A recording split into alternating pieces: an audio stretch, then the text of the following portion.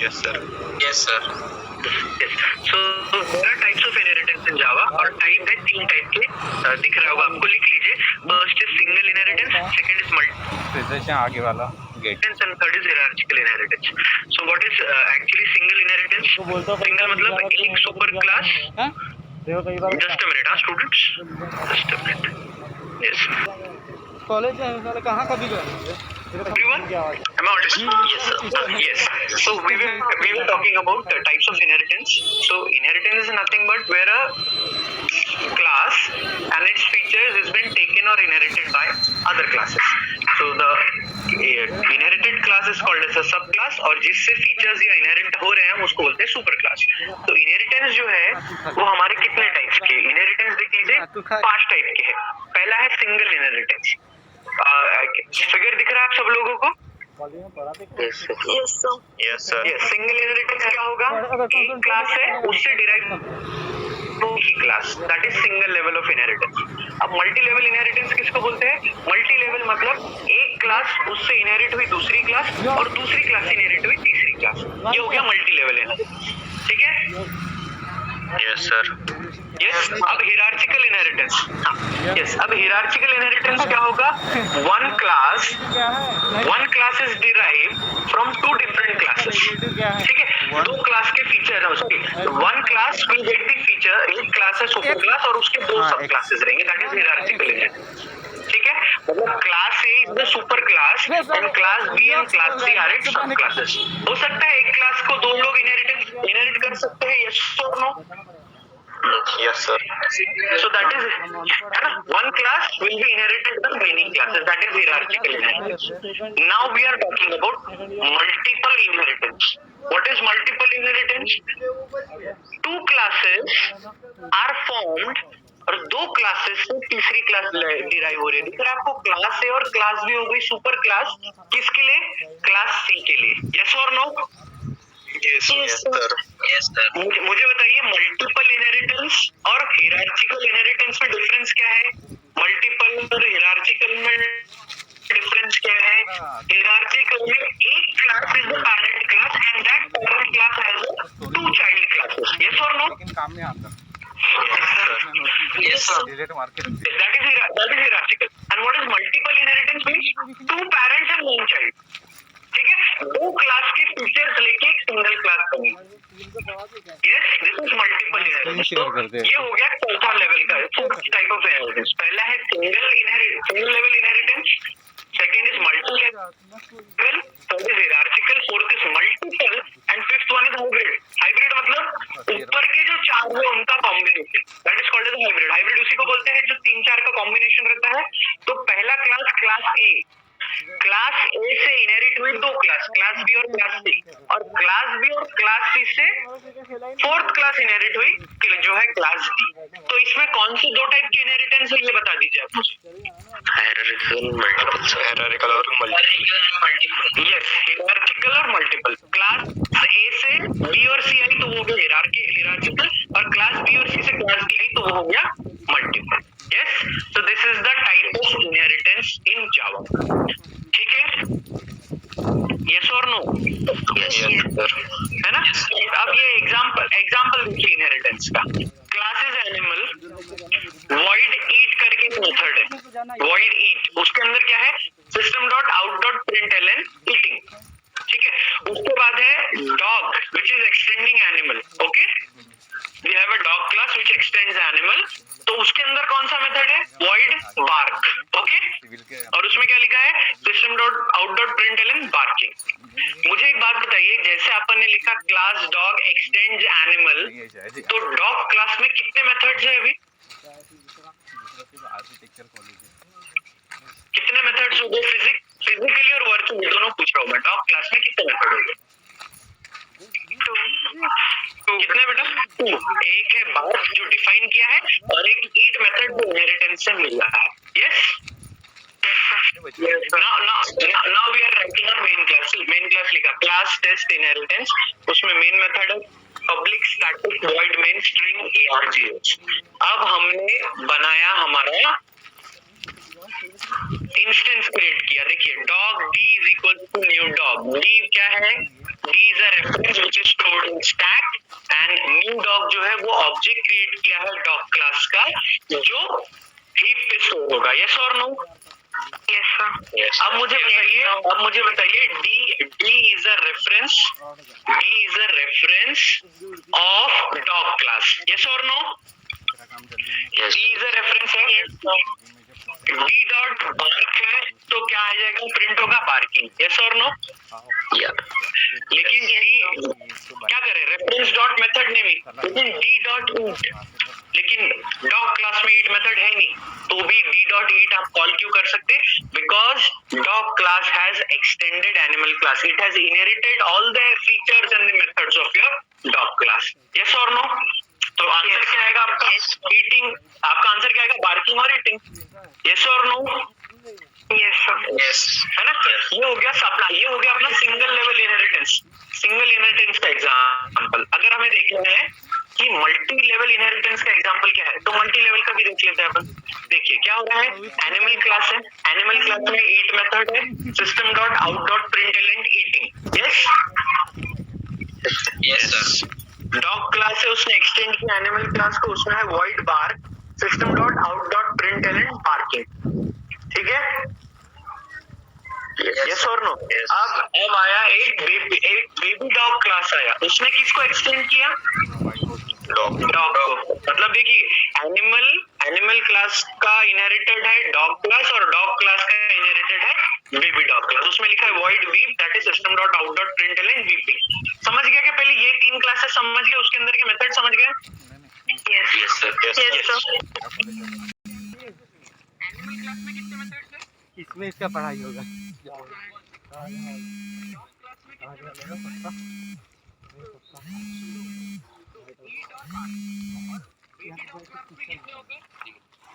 Eat, bark and weep. Yes or no? Yes. And now see अपने main class में क्या कर रहे हैं। देखिए class test inheritance two public static void में स्ट्रिंग है आरजेस, मतलब अभी अपन ने यूज किया मेन मेथड, उसमें लिखा देखो baby dog is equals to new baby dog, मतलब D is the reference variable for baby dog class, not for dog class and not for animal class but for baby dog class. Okay Yes, sir. Yes. अब देखिए उसने लिखा D dot V instance dot method name, reference dot method name, तो D dot weep किया तो क्या होगा? Baby dog class का वॉइड वीप मेथड रन होगा, वीपिंग आंसर आएगा। डी डॉट बार्क किया तो कहाँ पे मेथड रन होगा? Barking. Dog baby dog class का ही रन होगा, बेबी डॉग क्लास का ही रन होगा। ऐसा नहीं होगा कि डॉग क्लास का रन होगा, बेबी डॉग क्लास का ही होगा ना यार, क्योंकि रेफरेंस जो है वो बेबी डॉग क्लास का है। Ah, yes, sir. Reference baby. Yes sir.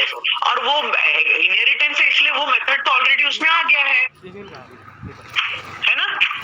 Yes, sir. Perfect. Yes. और देखिए कभी भी ये ध्यान रखिए कि नीचे वाली क्लास जो है एक्सटेंड जो इनहेरिट कर रही है वो अपना रेफरेंस यूज करके आप लोग ऊपर के क्लास के मेथड्स को इन्हें ऑटोमेटिकली अवेलेबल है ना, तो वो डॉग क्लास को कॉल नहीं कर सकता। लेकिन आप ऐसा जरूर लिख सकते हो, ध्यान से सुनिए मैं क्या बोल रहा हूँ।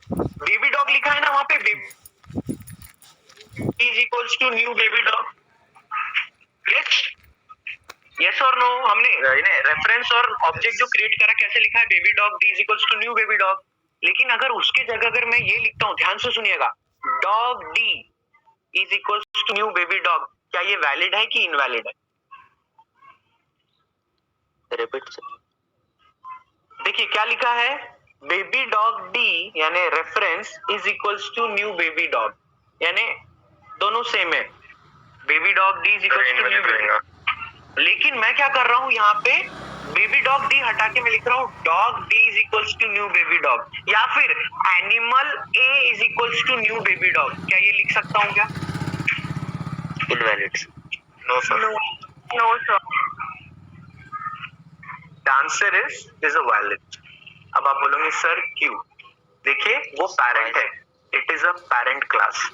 मैं पैरेंट क्लास को यूज करके चाइल्ड क्लास का रेफरेंस या ऑब्जेक्ट तो क्रिएट कर सकता हूँ ना, लेकिन चाइल्ड देखिए, अरे यार just a minute, have to pick up the call for admissions. हाँ, बोल रहा हूँ कि animal and dog class and baby dog class. So animal class is the parent class, yes or no?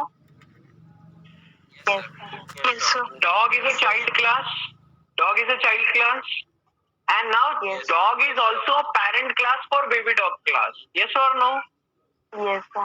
तो मेरा ये कहना है कि क्या मैं डॉग क्लास का ऑब्जेक्ट क्रिएट कर सकता हूँ, एनिमल क्लास का रेफरेंस यूज कर सकते हो. आप लोगों ने नहीं बोला, यानी animal A is equals to new dog नहीं लिख सकते, आपने ऐसा बोला. यस और no? But it is, we can write it and we can use it because parent class will have the control of its child class. See, whatever we decide, अगर हमें कहीं जाना है, फॉर एग्जाम्पल आज हमें college जाना है, तो हम हमारी बाइक से आ सकते हैं. ठीक है, हम हमारी बाइक से आते हैं. लेकिन जब हम छोटे थे तो हमारे पेरेंट्स हमको कॉलेज में लाके, स्कूल में लाके छोड़ते थे. तब स्कूल वाले ये बोलते थे कि हमें कि आप आपके खुद से आ जाते हो. समझ में आ रहा है आप लोगों को? So Yes, see, but you cannot write dog D is equals to new animal. Dog D is equals to new animal मतलब चाइल्ड क्लास का रेफरेंस यूज करके पेरेंट क्लास का ऑब्जेक्ट नहीं बना सकते हैं, लेकिन पेरेंट क्लास का रेफरेंस यूज करके चाइल्ड क्लास का ऑब्जेक्ट बना सकते हैं. ये ध्यान में या फिर दिमाग में डाल लीजिए, वाइवा में आपको कभी भी पूछा जा सकता है. देखिए, इक्वल्स टू के मैंने उसी दिन बताया था, इक्वल्स टू का लेफ्ट साइड बोले तो रेफरेंस पार्ट बोलते हैं और इक्वल्स टू का राइट साइड बोले तो ऑब्जेक्ट पार्ट बोलते हैं. यस और नो? Yes. तो ये याद रखिए कभी भी कि चाइल्ड क्लास का रेफरेंस यूज करके पेरेंट क्लास का ऑब्जेक्ट नहीं बना सकते, बट पेरेंट क्लास का रेफरेंस यूज करके चाइल्ड क्लास का ऑब्जेक्ट बना सकते हैं. ये बात आगे भी मैं आपको बताऊंगा, लेकिन अभी ये समझाया क्या? देखो, d.v, d.bark एंड d.eat, ये तीनों मेथड्स कौन से क्लास के रन हो रहे हैं? ये तीनों मेथड बेबी डॉग क्लास के रन हो रहे हैं. और आप बोलोगे कि सर यहाँ पे तो सिर्फ वीप मेथड है. तो देखिए, वीप मेथड है लेकिन उसने एक्सटेंड किया है डॉग क्लास को, और डॉग क्लास में बार्क मेथड है लेकिन उसने एनिमल क्लास को भी एक्सटेंड किया, तो उसमें बार्क और ईट मेथड ऑलरेडी अवेलेबल है. तो एनिमल क्लास ने डॉग क्लास को एक मेथड दिया और डॉग क्लास ने बेबी डॉग क्लास को दो मेथड दिया. यस और नो? Yes, sir. तो इसलिए आंसर क्या आएगा अपना? जल्दी बताइए, आंसर बताइए जल्दी से. Weeping, barking, eating. Yes, weeping, barking, eating. ये हो गया अपना पहला एग्जांपल हो गया था अपना सिंगल लेवल इनहेरिटेंस का. देखिए, यही किया था अपन ने, सिंगल इनहेरिटेंस का एग्जांपल हो गया. उसके बाद अपन ने मल्टी लेवल इनहेरिटेंस का देखा. ठीक है, अब उसके बाद अपन हियरार्चिकल इनहेरिटेंस का भी देख लेते हैं, है ना. हियरार्चिकल इनहेरिटेंस का मतलब क्या होता था? What do mean by hierarchical inheritance? One super class and multiple hierarchical मतलब subclasses. क्या हो रहा था? One class multiple sub classes. Very good. तो देखिए क्या लिखा है, क्या लिखा है? देखिए, क्लास एनिमल, उसके अंदर मेथड है eating, void eat, eating. Class dog extend animal है, मतलब dog is a child of animal parent class. उसके बाद कैट आ गया, cat is also extending animal. Yes और नो? Yes. Yes, sir. उसके अंदर वॉइड मियाओ मेथड है. ठीक है, उसके बाद क्लास टेस्ट इनहेरिटेंस ट्री. अब मेन मेथड लिखा. अब देखिए, कैट क्लास का अपन ऑब्जेक्ट क्रिएट कर रहे हैं. ठीक है, अब C, cat C is equals to new cat. So C is the instance of the reference variable and new cat is the object created of the cat class. अब देखिए, आप C dot mu करा आपने, C dot mu is the method और C dot eat. मुझे एक बात बताइए, C dot mu से क्या प्रिंट होगा? Mewing. Yes or no? Yes, Yes, sir. Yes, sir. And C dot eat से क्या प्रिंट होगा? Eating. Yes or no? But C dot bark से क्या होगा? Barking होगा? No, sir. क्यों नहीं होगा? Reference variable. नहीं, रेफरेंस वेरिएबल का कंसेप्ट ही नहीं है बेटा. यहाँ पे है कि एनिमल क्लास के फीचर्स, एनिमल क्लास के पेरेंट है ना, डॉग और कैट. पिछले वाले एग्जांपल में क्या था? एनिमल क्लास का चाइल्ड था डॉग और डॉग क्लास का चाइल्ड था बेबी डॉग. यस और नो? Yes, yes, sir. तो आपके, तो जैसे फॉर एग्जांपल आपके दादाजी ने जो भी प्रॉपर्टी दिया वो आपके फादर को दिया और आपके फादर ने वो प्रॉपर्टी आपको दिया। इसका मतलब क्या हो गया? डायरेक्टली बोल सकते हैं आपके दादाजी की जो प्रॉपर्टी थी आपको मिली। यस और नो? Yes, sir. यहाँ पे क्या हो रहा है? गलत से सुनिए, ये है हिरार्चिकल। हिरार्चिकल में क्या हो रहा है? आपके दादाजी की जो प्रॉपर्टी थी, लेकिन आपके दादाजी के दो बेटे थे, एक आपके फादर और एक आपके चाचा जी, तो दोनों को 50-50 मिला। तो जब दोनों को 50-50 मिला तो आपके पार्ट में किसकी प्रॉपर्टी आएगी? आपके फादर की कि आपके चाचा जी? Only father. फादर की। तो इसीलिए आपके पास मेथड कौन कौन से आएंगे? एक आपकी खुद की कमाई हुई प्रॉपर्टी, मतलब म्यू मेथड। यस और नो? एक खुद की कमाई हुई प्रॉपर्टी मतलब म्यू मेथड, और एक आपको जो इनहेरिटेंस यानी आपके फादर से जो मिली है ना, ईट मेथड। यस और नो?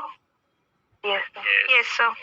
लेकिन जो डॉग क्लास है, मतलब जो चाचा जी की क्लास है, उनका मेथड आपको तो नहीं मिलेगा, उनको जो एक्सटेंड करेगा उनके बच्चों को मिलेगा। यस और नो? Yes, sir. तो ये फर्क है। समझ में आ रहा है क्यों वो मेथड अवेलेबल नहीं है? कैट क्लास जो डॉग क्लास का बार्क मेथड है वो अवेलेबल है, क्यों नहीं है? वो समझ में आया क्या? क्योंकि वो क्लास इनहेरिटेड नहीं है एक दूसरे से, वो दोनों ही इनहेरिटेड है एनिमल क्लास से, बट उनका एक दूसरे से कोई इनहेरिटेंस नहीं है। यस और no? Yes. Yes, sir. Yes. तो अगर ये एक और एग्जांपल में बोलता हूँ, अब मैंने लिखा dog D is equals to new dog, dog D is equals to new dog, और डी डॉट बार्क लिखा और डी डॉट ईट लिखा, तो क्या आएगा आंसर? बार्किंग और ईटिंग आएगा। यस और no? Yes, sir. Yes, sir. और डी डॉट म्यू लिखा तो डी डॉट म्यूइंग आएगा कि एरर आएगा? एरर आएगा। ठीक है, तो आंसर आएगा आपका अभी इस केस में आएगा C dot mew and C dot eat में म्यूइंग एंड ईट। तो दिस इज हिरार्चिकल इनहेरिटेंस। समझ में आ रहा है कि अपन कैसे उसको इंप्लीमेंट कर रहे हैं? एक एक चीज जो देखे अपन ने। Yes, yes. Yes, sir. Single वाला समझ में आ गया, मल्टी लेवल वाला समझ में आ गया है ना? सिंगल इज हो गया, मल्टी लेवल भी आ गया अपने को समझ में, और ये देख लिया अपन ने हिरार्ची। ठीक है, अब जो बचा है, एक ही बचा है, 1 मिनट। अब एक ही बचा है, वो है मल्टीपल इनहेरिटेंस। ठीक है, देखो सिंगल देख लिया अपन ने, मल्टी लेवल देख लिया और हिरार्चिकल देख लिया, और एक तो हाइब्रिड ही है। तो हाइब्रिड बोले तो इन सबका मिक्सचर है, मतलब वो वैसे इंप्लीमेंट होगा। यस और नो? Yes, sir. अब एक जो है वो है मल्टीपल इनहेरिटेंस। मल्टीपल इनहेरिटेंस बोले तो क्या होता है? दो क्लासेस, दो सुपर क्लास, उसमें से एक सब क्लास इनहेरिट हो रही है। यस और नो?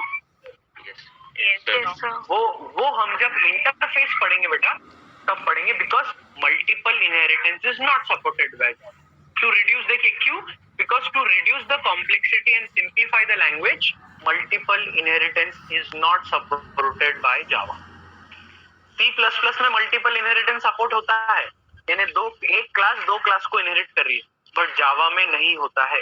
ठीक है, याद रखिए, यह बात याद रखिए। जब अपन मल्टीपल इनहेरिटेंस यूज करेंगे तो उसके लिए उन्होंने दिया है एक चीज कि आप इंटरफेस यूज करो। अपने को 4th यूनिट में इंटरफेसेस पढ़ने हैं, तब मैं आपको बताऊंगा कि इंटरफेसेस से अपन कैसे मल्टीपल इनहेरिटेंस अचीव कर सकते हैं।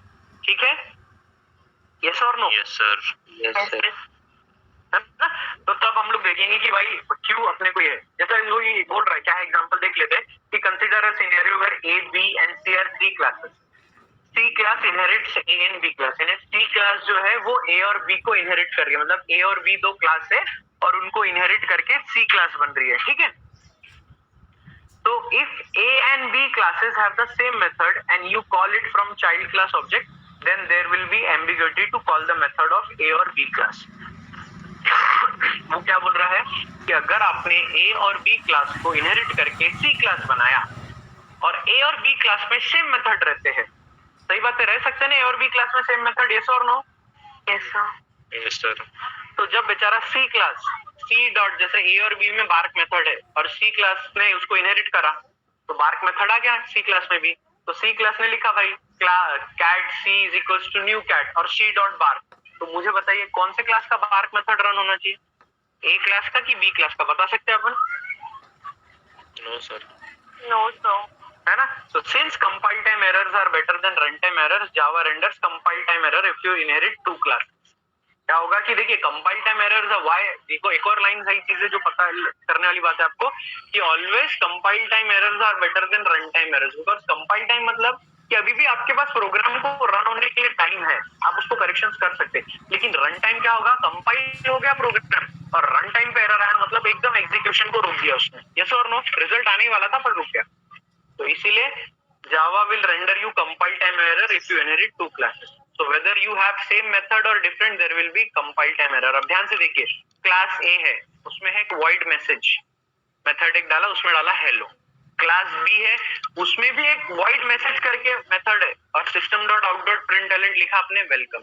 अब ध्यान से देखिए, क्लास सी एक्सटेंड्स ए कॉमा बी, ये होता नहीं है। हाँ, ये सिर्फ ऐसे ही उसने एग्जांपल लिखने के लिए बताया है। सपोज इफ इट वेयर, आप सिर्फ एक ही क्लास को लिख सकते हैं, क्लास सी एक्सटेंड्स ए कॉमा बी कॉमा सी, ऐसा नहीं लिख सकते, ठीक है ना? Yes. Yes. ये अपन ने सिर्फ देखो, यही सही चीज है।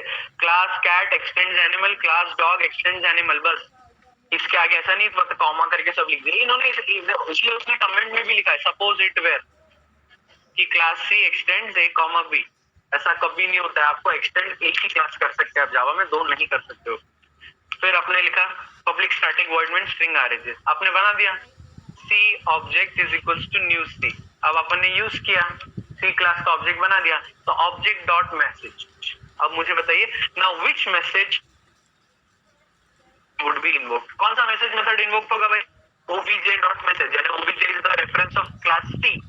तो क्लास सी का रेफरेंस यूज करके जब मैसेज मेथड को अपन ने इन्वोक किया तो कौन सा रन होगा, हेलो वाला होगा कि वेलकम होगा, या कंपाइल टाइम एरर आ जाए? कंपाइल टाइम में एरर, कंपाइल टाइम एरर। और इसलिए अपन मल्टीपल इनहेरिटेंस जावा में यूज मतलब इम्प्लीमेंट नहीं कर सकते हैं, तो इसीलिए उन्होंने दिया है आगे चल के इंटरफेस भी यूज करेंगे हम लोग, और इंटरफेस से अपन क्या कर सकते हैं कि मल्टीपल इनहेरिटेंस को अचीव कर सकते हैं। सो वी विल सी, जब भी आएगा वो तब उसको देखेंगे, ठीक है? ये समझा है कि आप लोगों को types of inheritance Yes, sir. Yes. है ना, टाइप्स ऑफ इनहेरिटेंस क्या है, और सिंगल लेवल है, मल्टी लेवल है, और सिंगल लेवल मतलब एक क्लास उसका parent.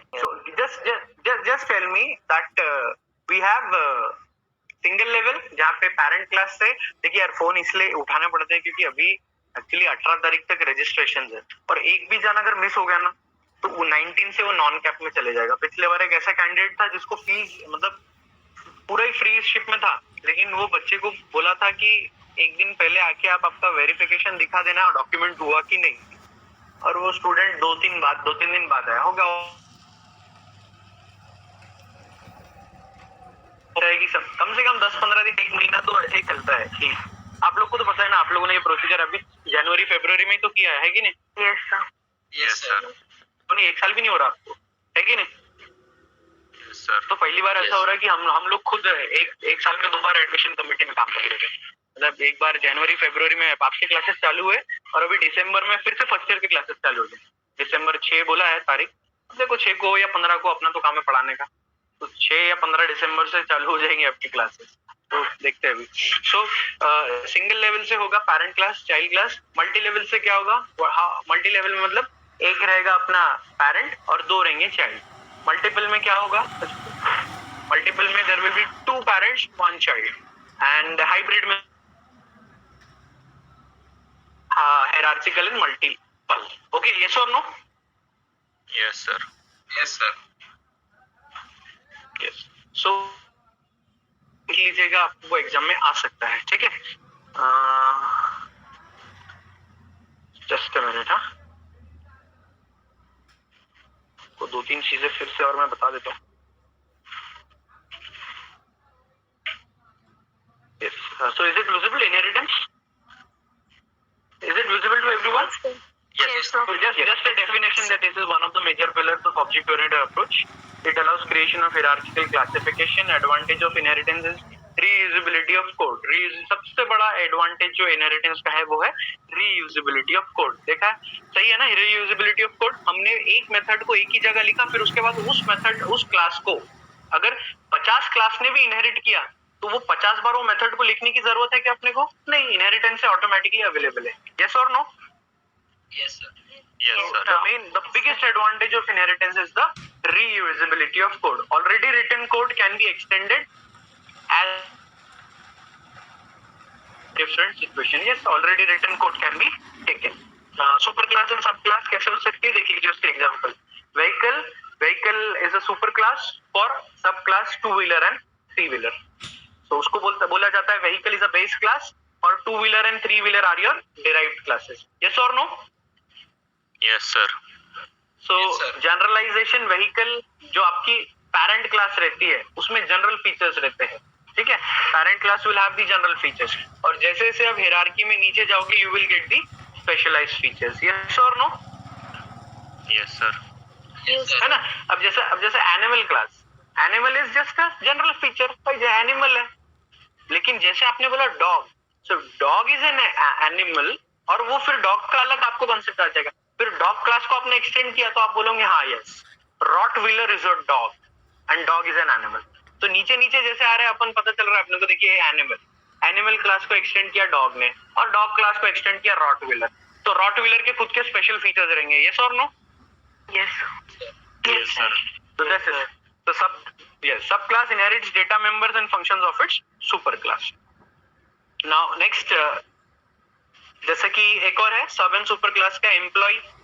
So there is a kind of hierarchy. So employee is your super class, wage employee, manager. ठीक है, तो more than one class can inherit attributes from a single super class. तो इस class में क्या हो रहा है देख लीजिए. एम्प्लॉय के जितने भी फीचर्स है वो कौन कौन इनहेरिट करने वाला है. वेज एम्प्लॉय क्लास करने वाला है, मैनेजर करने वाला है और सेल्स पर्सन करने वाला है. यस और no? Yes, sir. Yes. A sub class can be super class to another class. मुझे बताइए यहाँ पे इस डायग्राम में ऐसी कोई क्लास है जो चाइल्ड क्लास भी है और सुपर क्लास भी है, सॉरी जो सुपर क्लास भी है. Yes, sir. कौन सी है वो?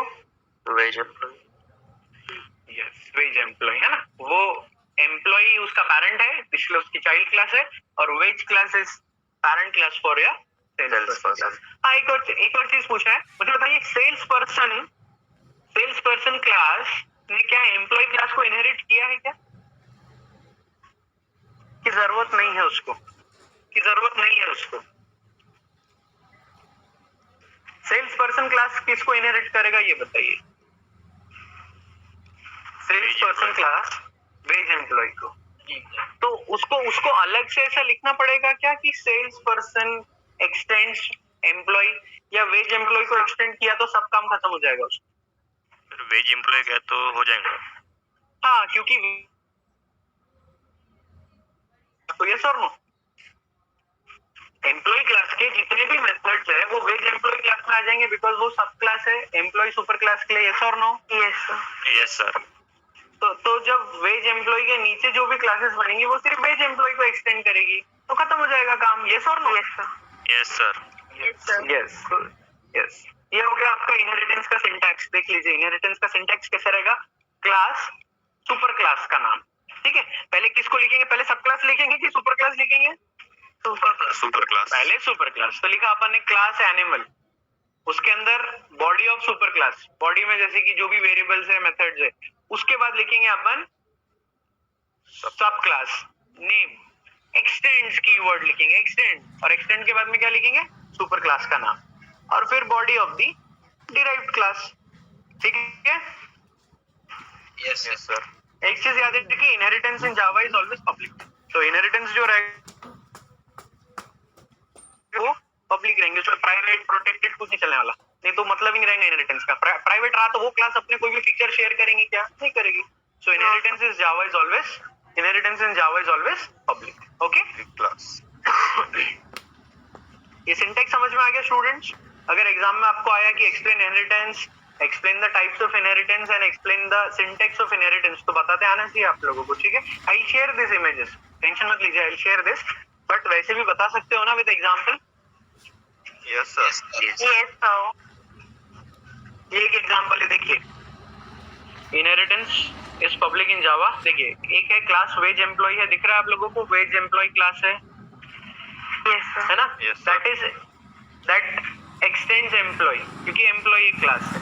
तो इसमें अब दो वेज एम्प्लॉय क्लास अपने खुद के दो वेरिएबल्स डिक्लेयर कर रहा है. देख लीजिए, integer the monthly hours and monthly rate. All the employee class data and members will be inherited in wage employee class. तो वो तो आ ही जाएगा, लेकिन अपना खुद का भी डिक्लेयर कर रहा है. उसके अलावा दिखा है आपको एक मेथड डिक्लेयर कर रहा है, पब्लिक वेज एम्प्लॉय. तो मुझे एक बात बताइए, ये मेथड देख के क्या लग रहा है? It is a normal method और इट इज अ कंस्ट्रक्टर या पैरामीटराइज कंस्ट्रक्टर? पैरामीटराइज. यस. तो देख लीजिए, public wage employee, integer hour, integer rate. So monthly hours is equals to hour and monthly rate is equal to rate, member of wage class employee. उसके बाद उसने लिखा public static void main string wage employee WE1 is equals to new wage employee 10,100. So WE1 is the reference variable for wage employee class. So मुझे बताइए hours और rate कितना value क्या आएगा उसका? 10 is the monthly hours and 100 is the rate. Yes or no? क्योंकि अपन ने parameterise construct. Yes or no? Yes, sir. है ना? पैरामीटराइज कंस्ट्रक्टर से हमने पास किया उसकी वैल्यूज को. तो देखिए कैसा है, एक्चुअली इट इज बहुत सारी चीजें तो उसकी सेम ही है. अब ये हो गया अपना कि ये देख लिया हम लोगों ने, can invoke it. So here wage employee is derived from employee class and wage employee has two attributes, that is monthly hours and monthly rate, and it inherits all the attributes of employee class. Yes or no? Yes, sir. Yes, sir. Yes.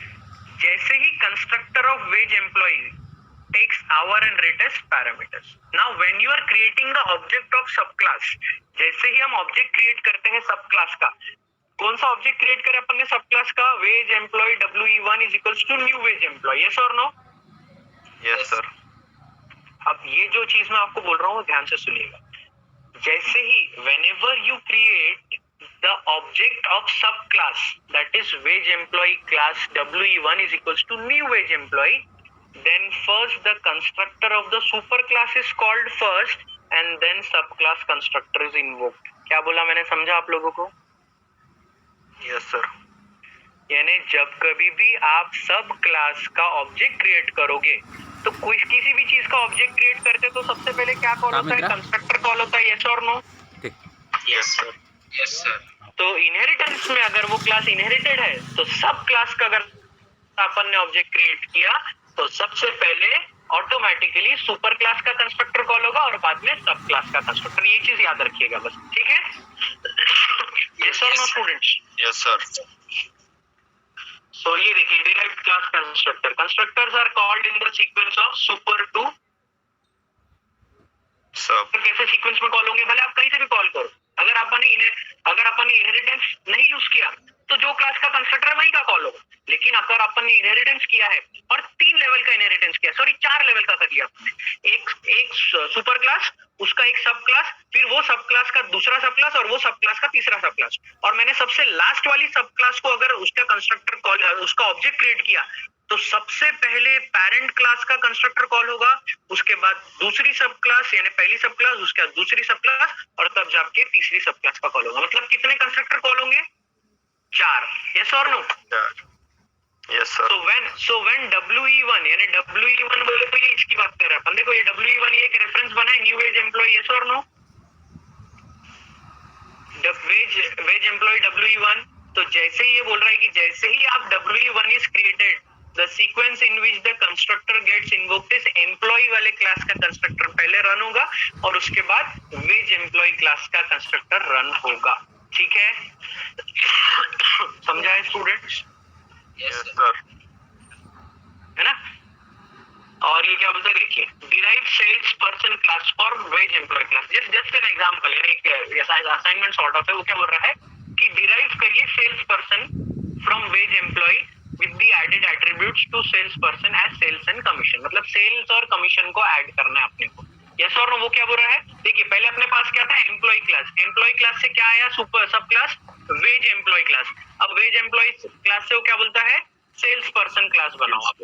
Sales person class में attributes employ के भी रहेंगे, veg employ के भी रहेंगे और साथ ही साथ आप एट्रीब्यूट ऐड करो सेल्स पर्सन में एज सेल एंड कमीशन. अब देखते हैं वो कैसा है. ये अगला एग्जांपल में वही है. देखो sales person extends wage employee. दिख रहा है? Class sales person extends wage employ.